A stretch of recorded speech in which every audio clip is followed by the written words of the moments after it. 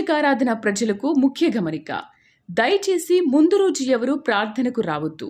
ఏ రోజు తైలాభిషేక ఆరాధనకు ఆ రోజు మాత్రమే రావలెను గమనించగలరు. మాచర్ల పరిసర ప్రాంత ప్రజలకు శుభవార్త. ప్రార్థనా శక్తి తైలాభిషేక ఆరాధన ఫిబ్రవరి 17 మాచర్ల. సమయం ఉదయం 10 గంటల నుండి. స్థలం వ్యవసాయ market committee, Guntur road, Macherla. ప్రార్థనా శక్తి తైలాభిషేక ఆదివారపు ఆరాధన సమయం ఉదయం 8:30 గంటల నుండి. స్థలం వైస్రాయ్ గార్డెన్స్, జుబ్లీ బస్టాండ్ ఎదురుగా, సికింద్రాబాద్. ప్రార్థనా శక్తి తైలాభిషేక ఆరాధన ఫిబ్రవరి 20వ తేదీన గుంటూరు. సమయం ఉదయం 10 గంటల నుండి. స్థలం మెట్టు చిన్నమల్లారెడ్డి గారి పొలంలో, మించియాడ్ దగ్గర, నల్లపాడు రోడ్, గుంటూరు. ప్రార్థనా శక్తి తైలాభిషేక ఆరాధన ఫిబ్రవరి 22 కర్నూలు. సమయం ఉదయం 10 గంటల నుండి. స్థలం SS Gardens, Saint Joseph junior college దగ్గర, నందికొట్కూర్ రోడ్, కర్నూలు. కడప పరిసర ప్రాంత ప్రజలకు శుభవార్త. ప్రార్థనా శక్తి తైలాభిషేక ఆరాధన ఫిబ్రవరి 23 కడప. సమయం ఉదయం 10 గంటల నుండి. స్థలం మాధవి కన్వెన్షన్ హాల్, రాయచూరు వెళ్లే రోడ్, ఆర్టీఓ ఆఫీస్ ఎదురుగా, కడప. భీమవరం పరిసర ప్రాంత ప్రజలకు శుభవార్త. ప్రార్థనా శక్తి తైలాభిషేక ఆరాధన ఫిబ్రవరి 26 భీమవరం. సమయం ఉదయం 10 గంటల నుండి. స్థలం Nirmaladevi function hall, Juvvalapalem road, Peddamiram, Bhimavaram. యేసయ్య నామమున మీకు వందనాలు తెలియపరుస్తూ ఉన్నాను. ఈ దినం కొరకు దేవుడు సిద్ధపరిచిన వాగ్దానాన్ని మనం స్వాధీనపరచుకుందాం. పరిశుద్ధ గ్రంథంలో నుండి యెషయా గ్రంథము 62వ అధ్యాయము 4వ వచనం ద్వారా ప్రభు మిమ్మల్ని దర్శిస్తూ ఉన్నాను. ఈరోజు నాతో ప్రభు మాట్లాడితే ఎంత బాగుంటుంది. నాకే కావలసిన వాగ్దానం రావాలి అంటే నేను ఎంత బాధపడుతున్నానో అది దేవుడు చూస్తున్నాడా లేదా, అసలు ఈరోజు నాకు ఏదోటి తెలుస్తుంది, తెలవాలి. దేవా నువ్వు నాతో ఈరోజు దైవజనుడి ద్వారా మాట్లాడు అని నువ్వు చేస్తున్న ప్రార్థన దేవుడు ఆలకించాడు. అందుకనే నీతో ప్రభు మాట్లాడుతూ ఉన్నారు. యెషయా గ్రంథం 62వ అధ్యాయము 4వ వచనం. విడువబడిన దానవని ఇక మీదట నీవు అనబడవు, పాడైనదని ఇకను నీ దేశమును గురించి చెప్పబడదు. హెప్సిబా అని నీకును, బ్యోలా అని నీ భూమికి నీ పేర్లు పెట్టబడును.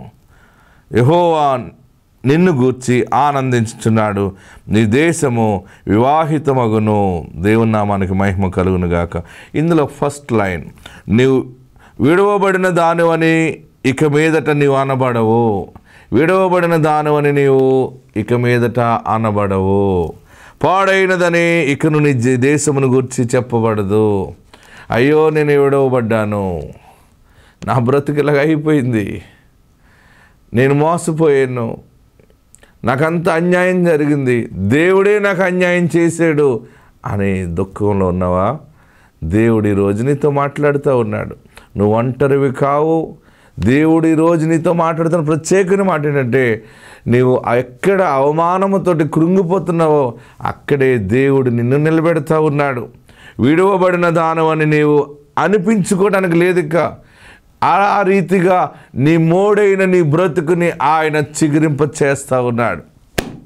మోడు చిగురు పట్టిన తర్వాత, అది బహుగా ఫలించిన తర్వాత, కాయలతోటి అద్భుతముగా ఫలభరితమైన దీవెనలతోటి నిండి ఉన్నప్పుడు ఇక మోడు కనపడుతుందా? ఇక మీదట అది బలమైన వృక్షముగానే కనపడుతుంది. దేవుడు నిన్ను ప్రేమించాడు, ప్రభువారు నిన్ను ఆవరించి ఉన్నారు. విడవబడిన దాను అని ఇక ఎప్పటికీ నువ్వు అనిపించుకోవడానికి లేదు. దేవుడే శాశ్వతమైన న్యాయము జరిగిస్తూ ఉన్నాడు.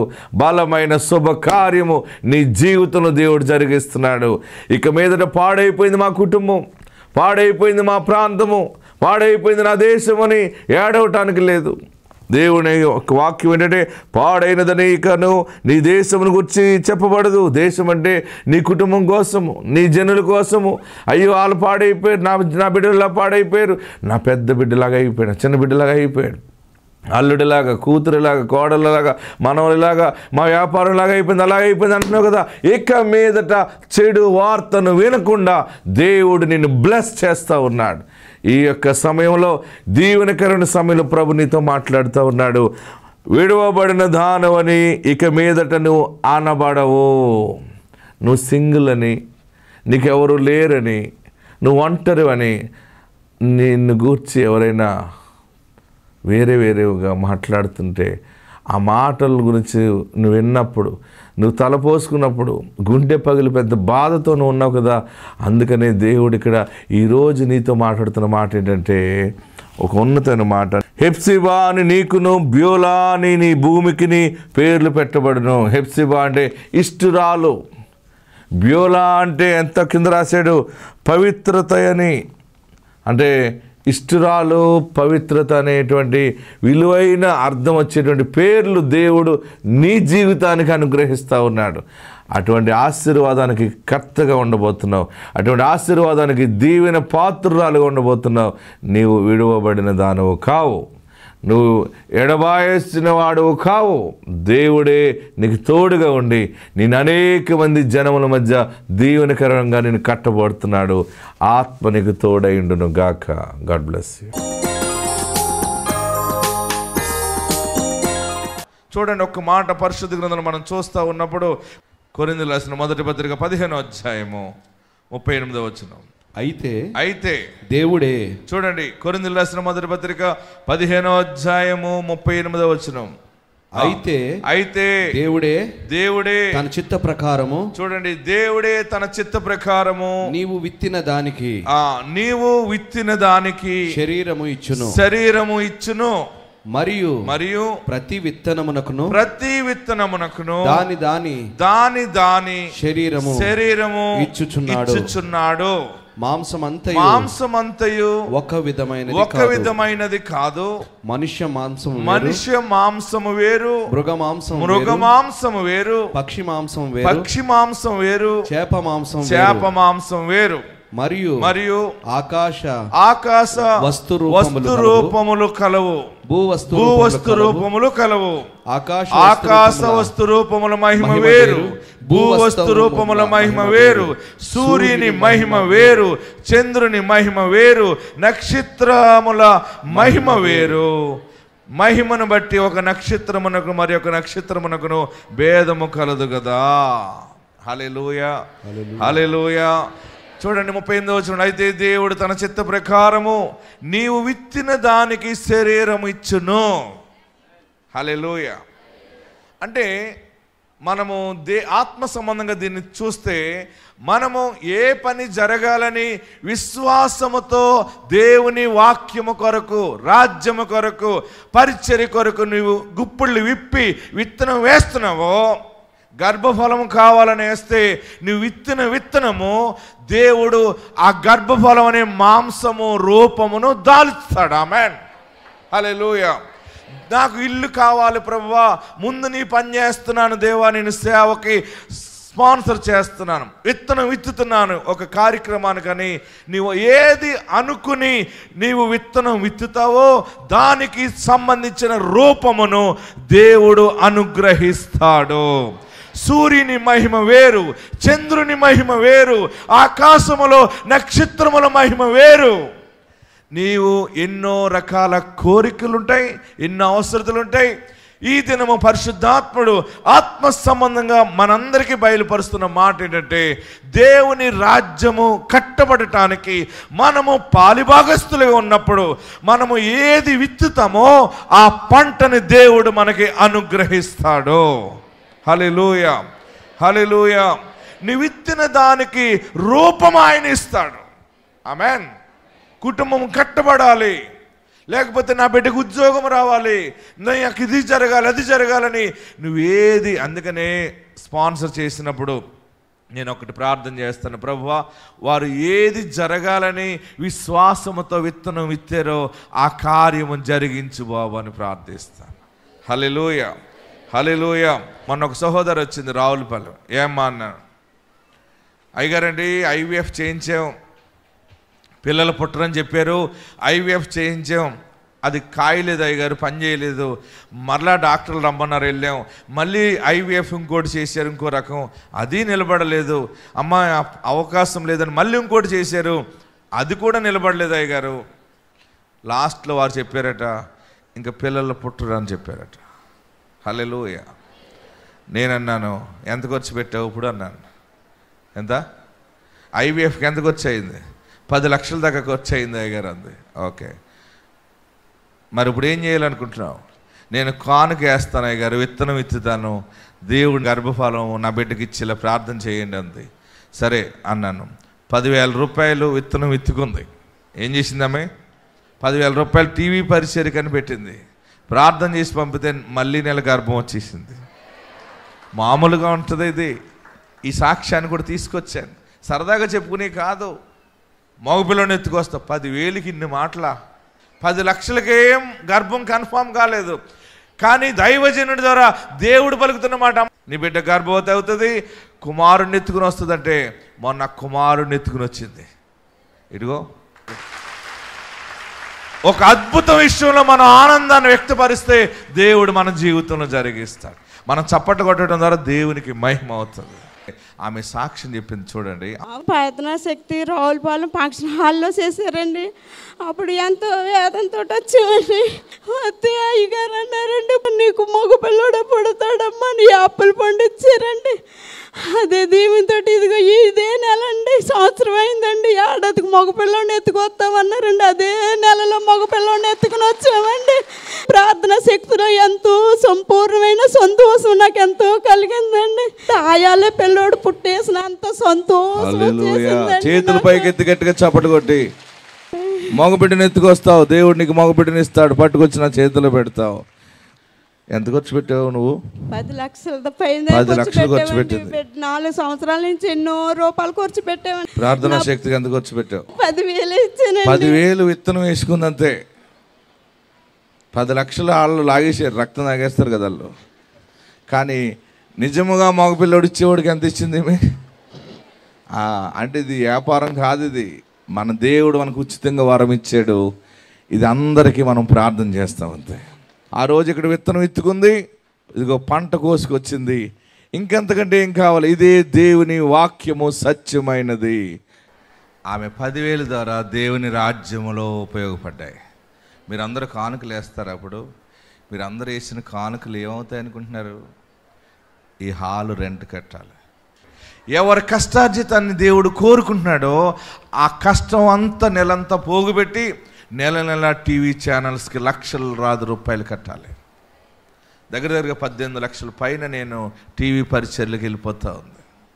హాల్ రెంట్లు కట్టాలి. ప్రతి చోట ఎన్నో లక్షలు నెలకి. మన తైలాభిషేక ప్రార్థనలో హాల్ రెంట్లన్నీ కలిపితే దగ్గరగా 30-40 లక్షలు దానికి వెళ్ళిపోతున్నాయి. ఏదో వచ్చేస్తుంది అనుకుంటాం, ఎక్కడొస్తుంది? దేనికి? ఎందుకంటే మనం వెదజల్లి సువార్త ప్రకటిస్తున్నాం. ఆమేన్. మీకు ఈరోజు ఇవ్వటం గురించి కూడా ఎందుకు నేను మొహమాటం లేకుండా చెప్తానంటే, ఎవరు చేయగలిగితే వారు ఆశీర్వదించబడతారు. ఇది దేవుని పనిది. ఆమేన్. ఇది మీరందరు ఇచ్చి దాచుకుని ఏదో చేయటానికి కాదు. ఇది దేవుని రాజ్యము కట్టబడుతుంది. హల్లెలూయా, హల్లెలూయా. మీరు అనుకునే దానికి, విత్తిన దానికి రూపమును దేవుడు అనుగ్రహిస్తాడు. నువ్వు ఏమి అనుకుంటున్నావో ఆ రకానికి దేవుడే మాంసం ఇస్తాడు. మనుష్య మాంసం వేరు, పక్షి మాంసం వేరు. నువ్వు అడిగింది ఒకటి, నీ పక్కన వారు అడిగింది ఒకటి. అందరూ అన్ని రకాలు అడుగుతూ విత్తనాలు విత్తుతాం, దేవుడు రూపాన్ని ఇస్తాడు. వాక్యం చెబుతుంటే రాజమండ్రిలో ఒక ఆమె వచ్చి నాకు 70,000 పట్టుకొచ్చింది. ఎన్ని పట్టుకొచ్చింది? ఒక కవర్ పట్టుకొచ్చింది. అయ్యగారు పేరు చెప్పకండి అంది. ఏ అన్నాను. స్టేజ్ మీదకి వచ్చింది, మైకా కవర్లు వేసుకొచ్చింది. ఏంటన్నాను. అయ్యగారు 70,000 ఉన్నాయి అయ్యగారు, ఈ 70,000 నేను సేవకి 7 స్పాన్సర్లు చేయాలనుకున్నాను అంది. 7 ప్రోగ్రాలకు ఇవ్వాలనుకున్నాను అయ్యగారు అని పట్టుకొచ్చి ఇచ్చింది. మరి నీకు ఉన్నాయా తల్లి అన్నాను. నాకు చాలా జాలేసింది ఆ పిల్లని చూస్తే. నేను ఫోన్ చేశానమ్మా, 70,000 వేసి ఇచ్చావు నువ్వు, నీకు అంత డబ్బు ఎక్కడొచ్చింది నీకు అన్నాను. అయ్యగారు ఏమనకండి అయ్యగారు, అప్పు చేసి తెచ్చేసేసుకున్నాను అయ్యగారు. అది మళ్ళీ అప్పెలా తీర్చుకుంటాడు? దేవుడు తీరుస్తాడు అయ్యగారు. ఏం కావాలని అడిగాను. ఇల్లు లేదు అయ్యగారు, ఇల్లు లేని దరిద్రం ఎంత అనుభవిస్తున్నాను. ఎందరికో ఎన్నో వేల వడ్డీలు కట్టాను, లక్షల వడ్డీలు కట్టాను, కానీ నేను ఇల్లు కోసం అడిగాను అయ్యగారు. అది కానీ ఇది ఆమె వాక్యానుసారంగా పనిచేసింది. ఓకే అని చెప్పి అది టీవీ పరిచర్యకు ఉపయోగించాం. ఆశ్చర్యం ఏంటంటే మీకు మరలా నెల వీడియో చూపిస్తాను. ఆమె చిన్న ఇంట్లో మన రావులపాలెం దగ్గర కండ్రిగ అనే ఒక ఊరు ఉంటుంది అనమాట. అడ్రస్ చెప్తున్నాను, నోట్ చేసుకోండి.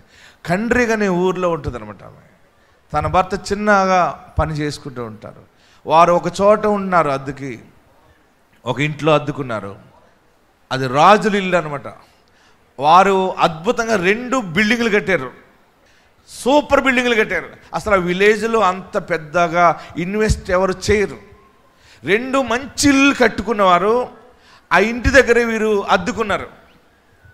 ఎందుకంటే బాగా విలేజ్ కదా, వీరు హైదరాబాద్లో సెటిల్ అయ్యారు, వాళ్ళకి ల్యాండ్లు అవి ఉన్నాయి. సడన్గా వారు వచ్చి అమ్మా ఇల్లు అమ్మేస్తాం అన్నారట. ఇల్లు అమ్మేస్తామంటే ఇల్లా అండి అమ్మేస్తారా అని అనుకుని నాకు ఫోన్ చేసి, అయ్యగారండి రాజుగారు ఇల్లు అమ్మేస్తా అన్నారండి, కొందామనుంది, కొనమంటారా, మా దగ్గర అంత డబ్బు లేదండి అంటే, లేదురా దేవుడు నీకు ఇస్తాడులేరా అంటే, ప్రార్థన చేస్తే ఆశ్చర్యం ఏంటంటే ఆ రాజుగారు ఏం చేశాడట, వీళ్ళ ఇంటికి వచ్చి అమ్మా ఈ ఇల్లు మీరు తీసుకోండి అంటే, మా దగ్గర అంత డబ్బు లేదండి అందట. సరే నీకు ఉన్నప్పుడు ఇయ్యి.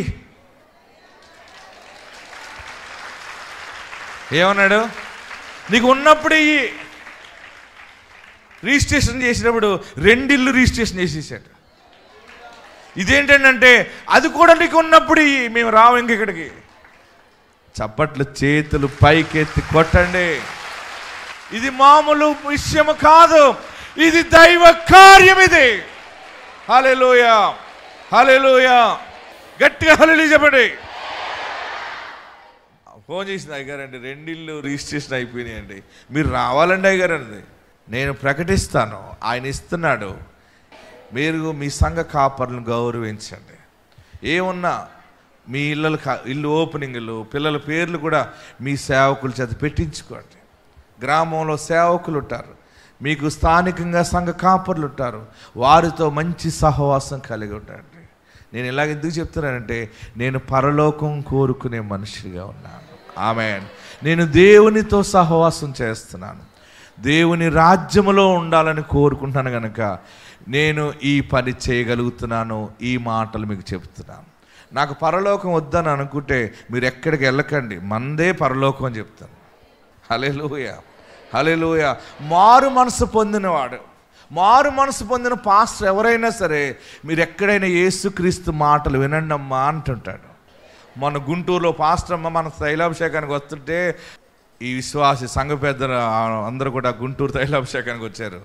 వస్తే ఆ పాస్టర్ అందట, మీరందరూ ఎగిరెగిరి వెళ్ళిపోతున్నారు ప్రార్థనా శక్తి అని తైలాభిషేకానికి, కానీ అదంతా ఉట్టిదే, అలాగెళ్తే మరి బాగోదు అన్నదట. అయినా సరే వాళ్ళు ఎన్నన్నా వచ్చేస్తున్నారు. మనం చెప్పేది ఏంటి ఇక్కడ, మీరు మీ సంఘాలకు వెళ్ళండి అని మనం చెప్తున్నాం. ఆ పాస్టర్ అమ్మ దెబ్బలాడేస్తే వీళ్ళందరూ బాధపడి వచ్చారు. వచ్చేస్తే మళ్ళీ వాళ్ళు బల్లారాధనకి వెళ్ళినప్పుడు ఆ పాస్టర్ అమ్మకి కాళ్ళు చేతులు పడిపోయినాయి. పడిపోతే బిగిసిపోయి మంచమే పడుకుంది. ఈ సంఘ పెద్దలందరూ పలకరించడానికి వెళ్ళారు. అమ్మగారు అమ్మగారు అంటే, ఈ ఏ మనిషిని నువ్వే అందరిని తీసుకుపోతున్నావు అని తిట్టిందో ఆ మనిషి దగ్గరికి వెళ్ళినప్పుడు అందంట, నా కోసం ప్రార్థన చేయమ్మా అందట. రాదు, ఇంకా అన్నీ ఆగిపోతాయి కదా. నేను నిన్ను మాట్లాడి తప్పు చేశాను, దేవునికి విరోధమైన పాపం చేశానంటే ఈ నూనె బట్టి ఈమె సిలువేసింది. అప్పుడు దిగ్గున లేచి దేవుని సాక్షిగా ఆమె వచ్చింది. ఎవరు? ఆమె వచ్చి ఆ సంఘ పెద్ద సంఘంలో సాక్ష్యం చెప్పేసింది. మనము మారు మనసు కలిగి ఉండాలి.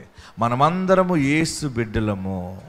మనకి సంఘ భేదాలు వద్దు, డినామినేషన్ భేదాలు వద్దు. కొందరు లూథరన్ అవ్వచ్చు, కొందరు బాప్టిస్ట్ అవ్వచ్చు, కొందరు బైబిల్ మిషన్ అవ్వచ్చు, సిఎస్ఐ అవ్వచ్చు, ఏదైనా మనము దేవుని రాజ్యములో ఉండాలని కోరుకోవాలి. హల్లెలూయా, హల్లెలూయా.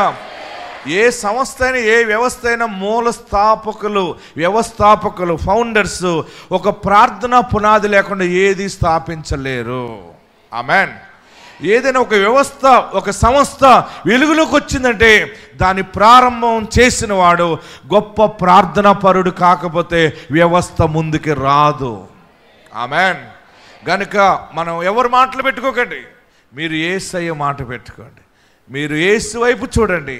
నేను ఎందుకు మిమ్మల్ని అందరినీ ప్రతి చోట మీ కాపర్లను గౌరవించండి అని చెప్తున్నానంటే, నేను సమయం వచ్చినప్పుడు దేవుని దగ్గరికి వెళ్ళినప్పుడు ఆయన దగ్గర నేను నిలిచి ఉండాలని కోరుకుంటున్నాను. ఎంత సేవ చేసినా ఒక చెడు మనసు నాలో ఉంటే నువ్వెవరో నాకు తెలియదంటే నా బ్రతుకంత వ్యర్థమైపోతుంది.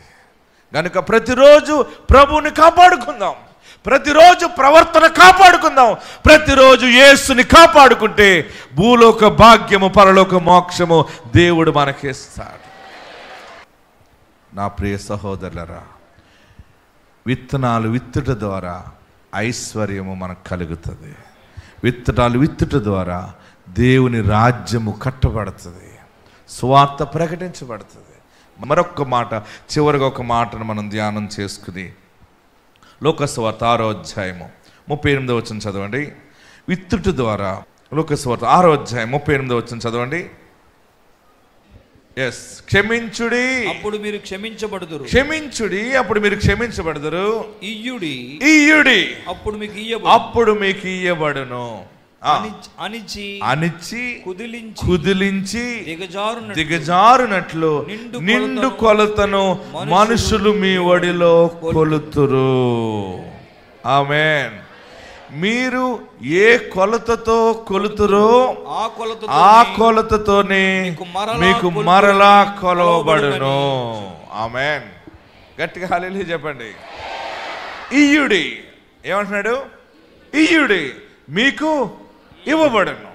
మీరు ఏ కొలతతో కొలిసేవో సమృద్ధిగా దేవుని సేవ కొరకు ఎవరెవరికి ఇస్తే పనికిమాలిన వాళ్ళకి వెనక్కి రావు. కానీ దేవుని పొలములో నువ్వు ఏ రకంగా ఖర్చు పెట్టినా, నీ రూపాయి, నీ కానుక ఫంక్షన్ హాల్ అద్దెకో, దైవజనుడు కారు డీజిల్కో, లేకపోతే ఆందివేలో ఆగి దాబా కాడ ఏదన్నా ఒక ఇడ్లీ తింటే దానికో, దేనికి ఉపయోగపడినా అది నీకు ఆశీర్వాదంగా వస్తుంది. ఆమేన్. హల్లెలూయా, హల్లెలూయా. ఇయ్యుడి మీకు ఇవ్వబడును. అప్పుడు ఎలాగొస్తుందంటే మీకు అనిచ్చి, అందరు చెప్పండి, ఎప్పుడు అనిస్తాం మనం? అమ్మగారింటికి వెళ్ళామనుకోండి, తెచ్చుకునేటప్పుడు బిడ్డ ఎన్ని తెచ్చుకుంటుంది? మీ అమ్మాయి వచ్చింది అనుకోండి అత్తవారింటి కాడి నుంచి, వెళ్ళేటప్పుడు గార్లు బూర్లు కూరి గుడ్లు కూరి, కోడలు చూడకుండా కూడా కూరేస్తుంది ఒక్కొక్క తల్లి. అన్నిచ్చి ఏం చేస్తుంది? అనిచ్చి పైన ఏమీ లేని పాడు పెడుతుంది. పైన తల్లి ప్రేమ అనమాట. ఆమె ఏం చేస్తుంటే పెట్టినప్పుడు అనిచ్చి ఇంకా కుదిలించి దిగజారునట్లు ఈ ఆశీర్వాదం మీరు చూడబోతా ఉన్నారు. ఈ ఆశీర్వాదం మీరు చూడబోతున్నారు. ఇయ్యుడి మీకు ఇవ్వబడును. ఎలాగంటే అనిచ్చి కుదిలించి నీ ఇల్లంతా ధనముగా ఉంటుంది, నీ ఇల్లంతా బంగారమని ఉంటుంది. మీ పేదరికం పోవటానికి మీకు దేవుడిచ్చిన కృపను బట్టి విత్తనాలు వేయటం నేర్చుకోండి. మీరు స్పాన్సర్ చేయటం నేర్చుకోండి. పోలీస్ స్టేషన్లకు వ్యర్థంగా కట్టకండి, హాస్పిటల్కి వ్యర్థంగా కట్టకండి. ఎవరేది చెప్తే అది లక్షలు కడుతున్నాం మనం. దేవుని రాజ్యములో మీరు విత్తనం వేసుకోండి. దేవుడు అనిచ్చి కుదిలించి దిగజారునట్లుగా మీకు అనుగ్రహించను. ఎక్కడున్నవారు అక్కడ లేచి నిలబడి నువ్వు విత్తనము ఆ ప్రోగ్రాం ద్వారా ఎందరూ కన్నీరు తొడవబడుతుందో, ఎందరూ ఓదార్చబడుతున్నారో, ఇది నిజమైన దేవుని రాజ్య సువార్త పరిచర్యలో నీవు పాలి భాగస్తునిగా ఉండటానికి తీర్మానం చేసుకో. లేచి నిలబడి మీరందరూ కూడా 2 చేతులు పైకెత్తండి. 2 చేతులు ఆకాశం వైపు చాపి, నా పాపాలు క్షమించవా? తెలుసో తెలియక నీకు విరోధంగా జీవించేనా, నీకు విరోధంగా నేను మాట్లాడేనా? నన్ను పరిశుద్ధపరచు బాబు, నన్ను పవిత్రపరచు. ఈ దినాన్ని మా దైవజనుడు మాతో మాట్లాడిన మాట అనిచ్చి కుదిలించి దిగజారుడు ఆశీర్వాదము, ఐశ్వర్యము ఎక్కువ, సమృద్ధి, ఫైనాన్షియల్గా బాగుపడటం, ఆరోగ్యము సమృద్ధి, సమాధానము సమృద్ధి. ప్రభువా నువ్వు ఆశీర్వదించండి, నా చేతులను ఆశీర్వదించండి. నేను నీ రాజ్యములో విత్తనాలు విత్తుకుంటాను, నీ రాజ్యములో నేను కానుకలను సమర్పించుకుంటాను. కన్నీళ్లు విడిచి విత్తువాడు సంతోషగానముతో పంట కోస్తాడని అందరూ కూడా ప్రభువును స్తుతిస్తూ, యేసయ్యా నీ బిడ్డగా నన్ను స్వీకరించు, నా పాపాలు క్షమించు, నన్ను పరిశుద్ధపరచు, నీకు విరోధంగా ఏదైనా మాట్లాడితే క్షమించు, నన్ను ఆశీర్వదించు, నన్ను ఆస్తికర్తగా చెయ్యి, నన్ను తలగా చెయ్యి. నోరు తెరిచి అడగండి, యేసయ్యా నన్ను ఆశీర్వదించు, యేసయ్యా నన్ను ఆశీర్వదించు. ప్రభువా నీ వాక్యము ద్వారా బిడ్డలను ఆశీర్వదించండి. ప్రతి వాక్యానికి తగిన సాక్ష్యాన్ని ఎవిడెన్స్ ఇచ్చి మా హృదయాల్ని బలపరిచి విశ్వాసమును స్థిరపరిచిన విధానాన్ని బట్టి మీకు వందనాలు. బిడ్డలను ఆశీర్వదించండి, ఆస్తికర్తలుగా చేయండి, రక్షణ కుటుంబాలుగా చేయండి. చేతబడి శక్తుల చేత, దైవపు శక్తుల చేత పీడించబడుతున్న కుటుంబాలకి యేసు నామములో విడుదల దయచేయండి. బిడ్డలు ప్రభువా, తైలాభిషేకంలో వచ్చినప్పుడు ఏ కోరికలతో వచ్చి అభిషేకంలో పాలు పొందుతున్నారో ఆ కార్యములు 100% జరిగించండి. యేసు నామములో అడుగుచున్నాము తండ్రి, ఆమేన్. ప్రార్థనా శక్తి తైలాభిషేక ఆదివారపు ఆరాధన. సమయం ఉదయం 8:30 గంటల నుండి. స్థలం వైస్రాయ్ గార్డెన్స్, జుబ్లీ బస్టాండ్ ఎదురుగా, సికింద్రాబాద్. ప్రార్థనా శక్తి తైలాభిషేక ఆరాధన ఫిబ్రవరి 20వ తేదీన గుంటూరు. సమయం ఉదయం 10 గంటల నుండి. స్థలం మెట్టు చిన్నమల్లారెడ్డి గారి పొలంలో, మిర్చియాడ్ దగ్గర, నల్లపాడు రోడ్, గుంటూరు. ప్రార్థనా శక్తి తైలాభిషేక ఆరాధన ఫిబ్రవరి 22 కర్నూలు. సమయం ఉదయం 10 గంటల నుండి. స్థలం SS Gardens, Saint Joseph junior college దగ్గర, నందికొట్కూర్ రోడ్, కర్నూలు. కడప పరిసర ప్రాంత ప్రజలకు శుభవార్త. ప్రార్థనా శక్తి తైలాభిషేక ఆరాధన ఫిబ్రవరి 23 కడప. సమయం ఉదయం 10 గంటల నుండి.